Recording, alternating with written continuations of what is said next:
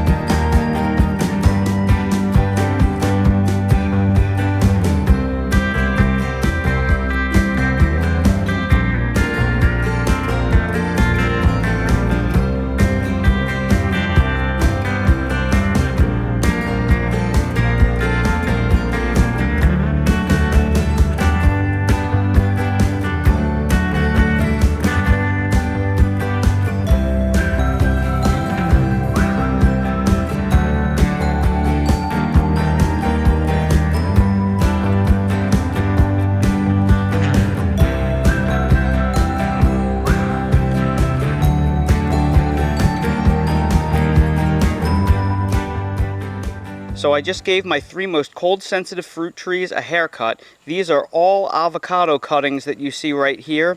And then you can also see where I have the big trunks of the main branches. Believe it or not, that's single year growth. That's how vigorously avocados grow. I also pruned my Meyer lemon back so I can cover it more easily for the fall. You can see the pile of prunings there. You can see the avocado tree now fits neatly underneath the hoop structure. And I also pruned my Owari Satsuma. You can see the cuttings there. That way I'll be able to cover that more easily. So what I'm doing here is I'm taking the main branches that I cut down and I am pruning them into smaller sections into this pile right here, because once these are chopped down into smaller, more manageable sections, they will be much more easily mulched within the main pile.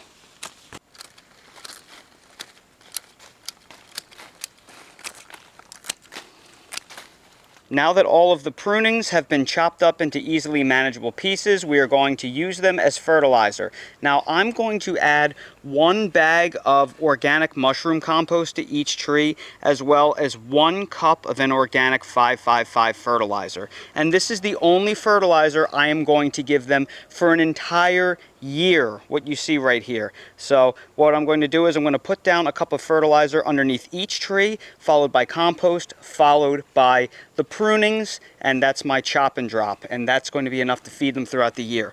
So what I did was I pulled back all of the existing mulch, so you can see the bare soil underneath all of the trees. So we're going to put the organic fertilizer on top of that, put the compost on top of the fertilizer, and then apply the mulch. And we did that on every single tree, as you can see right here. But one important thing to note is that you may not need to use every single pruning that you take. For example, most of these big logs from my avocado tree are too big to use. If I had a gas-powered wood chipper, I would chip them, but I do not, so I can't really use them. Also, under here you'll see a lot of Meyer lemon cuttings. These are loaded with thorns. I am not handling them. I routinely put my hands underneath my Meyer lemon tree when it comes time to protect it in the cold, so I can't deal with all of those thorns. So all of that is going to get junked in the woods. If you had a way of chipping it up, you can turn it into wood chips to use as mulch if you wish.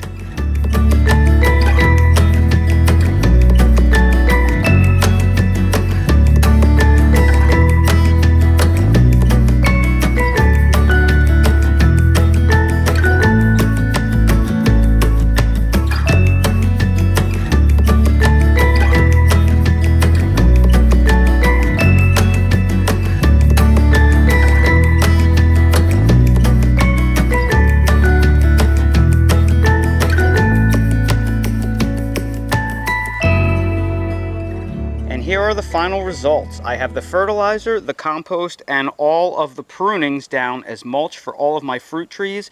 You'll see the avocado has by far the most mulch underneath, because avocados truly need a very thick mat of organic matter all along the roots. Now you will notice that I have nothing up against the trunk. That's because you don't want any kind of organic matter decomposing right up against the trunk. That's why I put those bricks in a rectangular pattern around the trunk to keep it away from any of this decomposing mulch, because I have so much under here that prevents any of the organic matter that is breaking down from rotting up against the trunk.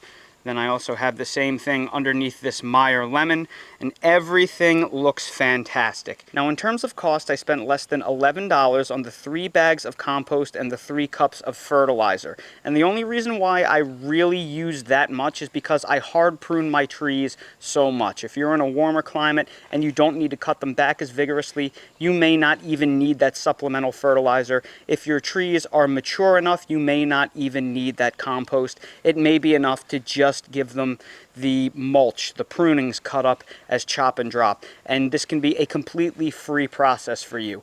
But that being said, it's basically going to be $11 total cost for the year for all of the fruit I get off of these 3 trees. And believe me when I tell you, the orange tree alone gives me hundreds of oranges, and I'm going to have hundreds of lemons off of this lemon tree. And I think now that I finally got some fruit off my avocado tree, this will be a fruitful year upcoming as well. Now you may be wondering, why do I have to go through all of this work? Can't I just give my trees fertilizer and that will give them all that they need to grow big and strong and provide fruit for me?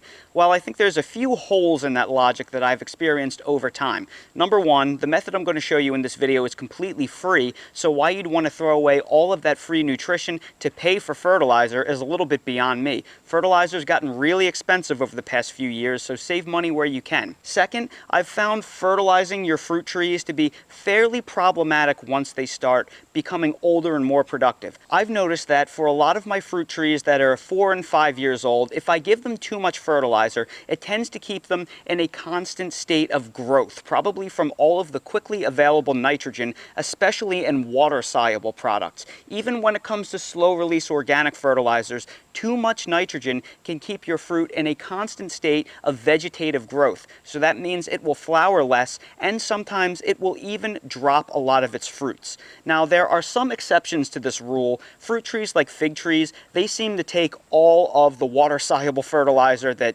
you can give them. As long as it is not a high nitrogen formula and it's balanced, I have to tell you, it just works really well at making them produce a lot of fruit. But for things like citrus or avocados and a lot of my other fruit trees like apples and such, I have found that by giving them just compost, maybe a little bit of a granulated organic slow release fertilizer in the fall and nothing else, and just mulching them very well, that trickle feeding doesn't give them so much vigor, and I actually get better fruit set and they are less likely to drop their fruits. So if a fruit tree is very young and it's only been in ground for maybe 6 to 12 months and you want to hit it with higher nitrogen water soluble fertilizer because you want it to grow more very quickly and get established, there may be some benefits to that. But once the trees start fruiting on you, I have found when it comes to fertilizing, quite often less is more, and all the fruit trees really need are the cuttings from themselves to do a really good job, and maybe some supplemental compost. So now you know all about chop and drop and how to use it around your fruit trees and landscaping. And it's important to note that this isn't limited to just the prunings from your trees. You can also go into your garden and chop down your old corn stalks, or pull out your old plants and chop them up into pieces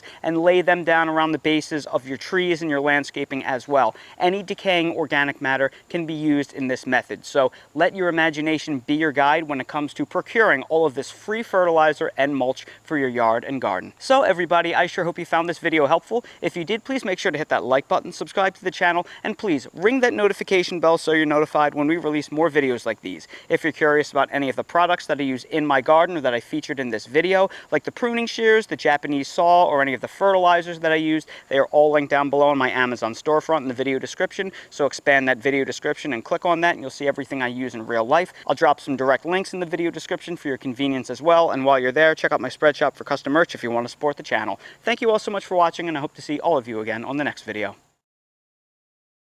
Boy, oh boy, Dale, it is a beautiful day out walking by the pond. Beautiful, clear skies. And check it out, buddy. Right above you is an awesome American persimmon tree. Look at all of the American persimmons that are up there. When they get ripe, they fall to the ground. Let's see if we can find one on the ground. Ooh, look at this. Here's an American persimmon right here. What do you say, buddy? You want to give this a little try? Here's what it looks like. It's a little beat up from some pests, but we'll try it anyway. Dale, that's so good. Buddy, that tastes like cinnamon and ginger and apricots. It tastes like so many different things. That is really a delicious thing. It is one of my favorite wild trees.